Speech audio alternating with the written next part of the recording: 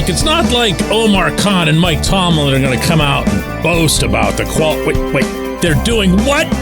No, that's fine because it's all correct. Good morning to you.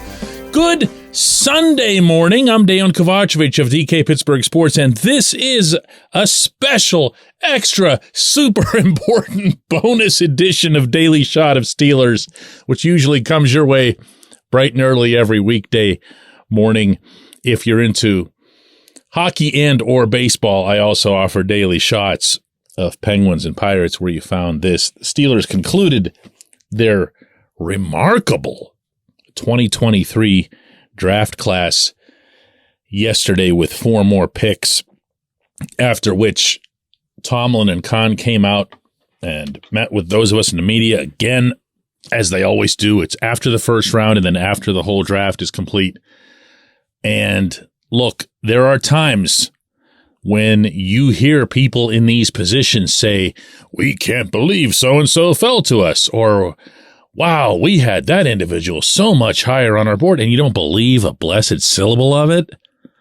Not this time. Not this time. Here's Omar. Productive weekend. Really feel like we're a better football team today than we were at 7:59 on Thursday. Can't wait till we get to the rookie minicamp in a couple weeks and really see our new Steelers in action. It's going to be fun. I think we're in a good place. And here's Tomlin.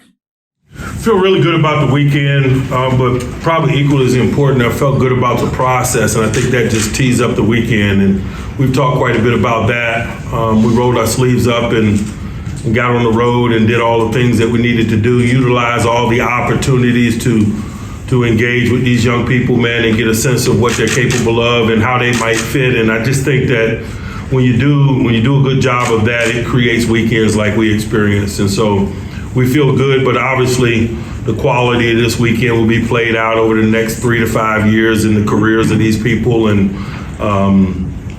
we got some responsibility in terms of that work as well.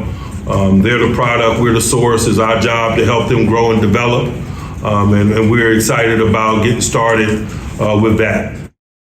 Now, I would love to tell you they were both being, extra reserved or whatever, but then Tomlin later on in discussing his rookie GM seated to his left said there's a reason that we call him the con artist, as if he wasn't already having enough nicknames produced on his behalf on social media.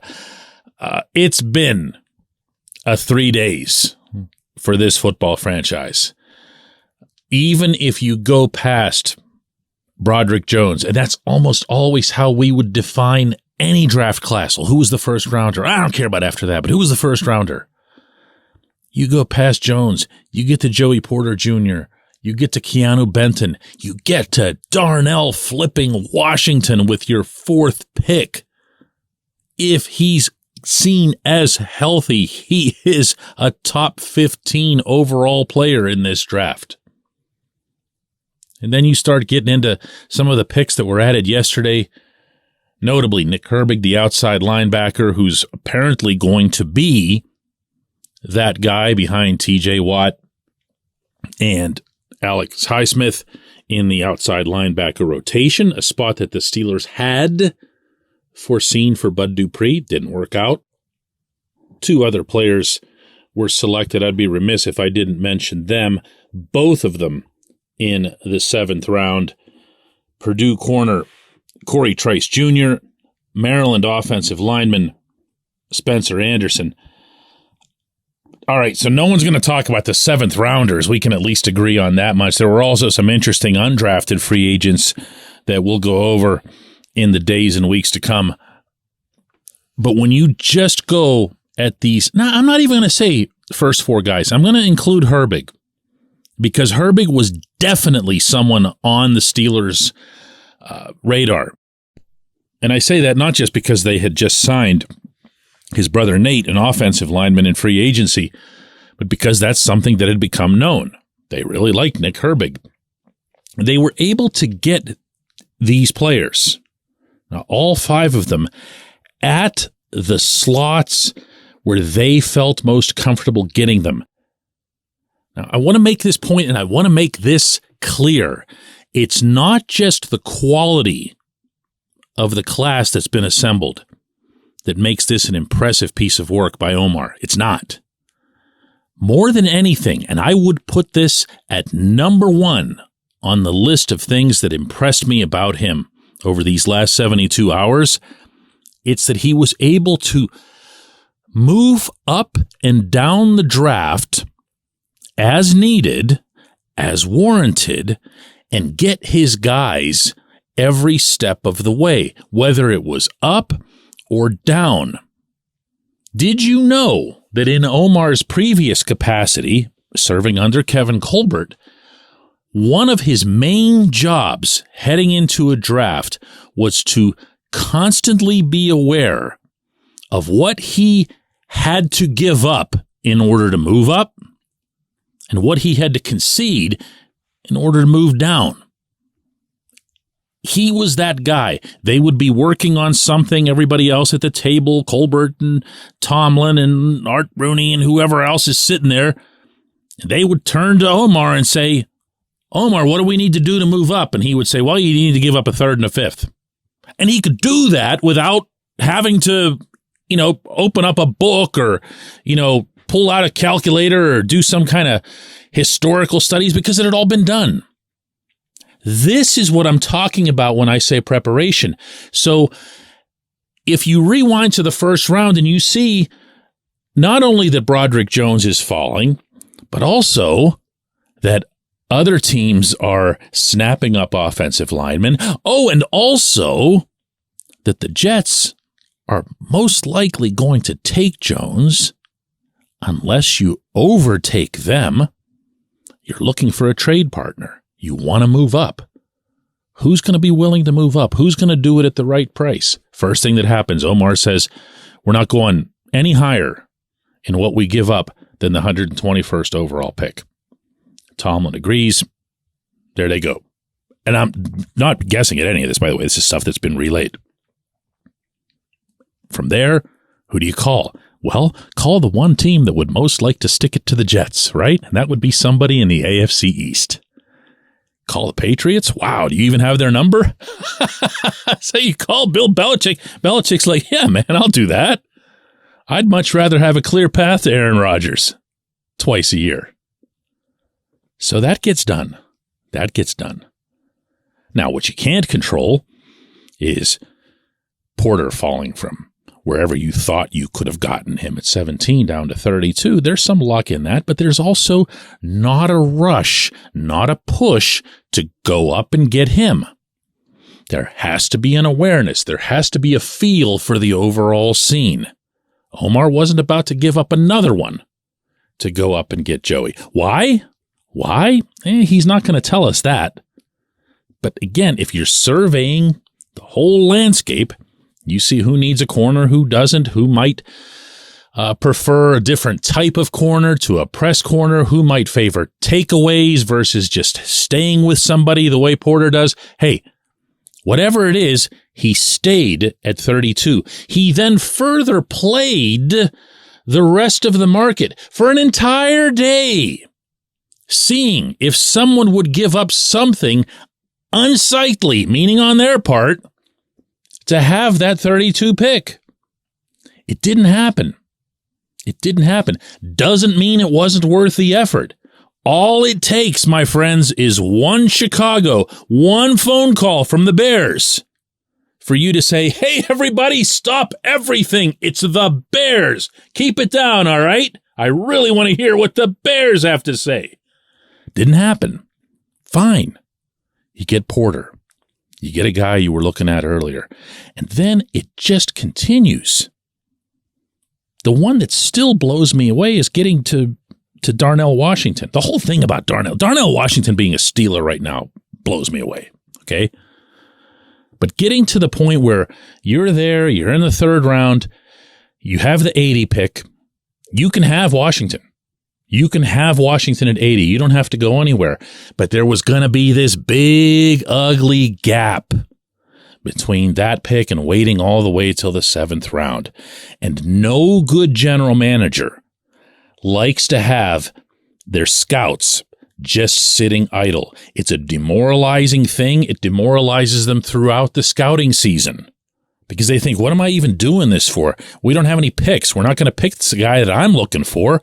You want to make sure that you have picks for the scouts. If you think I'm kidding about that, ask anyone who is a sports executive across the professional world. So Omar says, we want Washington. We've got him a lot higher than this on our board. That is something that he conceded yesterday. But I can still move down and get another pick. So he goes from 80 all the way down to 93. 13 picks are dropped. He's got to sit there through 12 other teams, knowing that the player who's already on their board, who's already the guy they want, could be taken by any of them.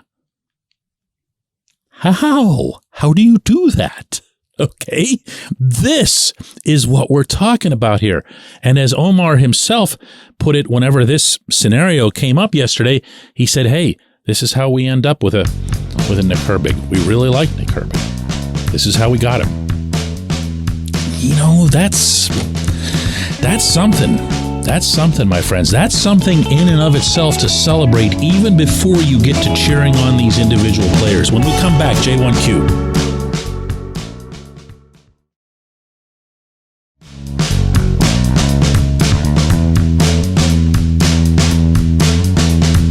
Today's J1Q comes from Aaron, who very excitedly shares, man, this draft makes me appreciate even more that Kevin Colbert's gone. I must admit that I was worried about this tandem GM move, but now I love the Khan and Whittle duo. They are killing it. Aaron, I'm both grateful for you as a listener and glad that you sent this in, but you're not going to like this response. I do hope you stick with me after hearing it. First off, being delighted that Colbert is gone is a mistake on so many levels that I don't even know where to begin. You're free to feel whatever you want. Anybody is. But Colbert set this stage that you're seeing over the course of 20 years of hard work. Colbert himself had some exceptional drafts. Colbert got T.J. Watt, who, with all due respect to everyone who was just drafted these last couple days, is going to be better than any of them. Okay? Now, beyond that, Omar himself would be the first to tell you, no, he'd throw himself in front of a moving train to tell you that everything he learned from Colbert. Everything about the way his operation had been founded, he got from Colbert. He has, along the way, changed some things. Mike Tomlin estimated that you're probably talking about, I think he said 85% of the way we're doing everything is the way we've always done it. The rest of the 15% is stuff that Omar changed or Andy changed. Other thing that you got wrong is referring to Omar and Andy as a tandem or a duo. They are not that. And believe me, Omar would throw himself in front of a moving train to tell you that too, okay? Wink, wink. But he would. Omar is the general manager. Andy's the player personnel guy. Andy's role in this draft, just to make sure that everyone has that, and that, again, is the reason that I'm legitimately happy that this question's here. His role was to build the big board. And the big board becomes, it's the guide. It's the walking stick through the wilderness for everyone involved once it's formed. That doesn't mean that Andy does it by himself. Furthest thing from the truth. He has a lot of scouts. He has a lot of help. And yes, he has input come from above as well, meaning from Omar, from Tomlin, even from Art Rooney. When they put this together, do they adhere to the big board religiously? No. And I've been telling you guys this for weeks. They'll slide around as needed. They'll prioritize other things based on positional needs. Duh. Like, of course, why wouldn't you? If you get your left tackle with the 14th overall pick, but you had anticipated on your big board not getting one of those until here or there or wherever else, you're just not going to take the next left tackle that shows up on your big board. You're going to look in that range. You're going to look in that area of 5 to 10 players. Who's still left that's on our board, that's on the Steelers board? And that's who you like.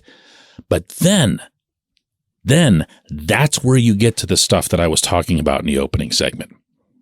That's where Omar and Omar alone makes the call that says, listen, I know we love Washington. I know we love him, and I know we're picking 80th. I am telling you right now, guys, I am looking at the rest of this. I'm looking at the teams, and I'm hearing this offer to slide down and also to get another pick somewhere in that range where you guys can get your Nick Herbig, and I'm telling you, Washington is still going to be there at 93. And I mean, again, think about this. If you're all the rest of the guys in that room who just want Washington, can you please just knock it off and just get Washington?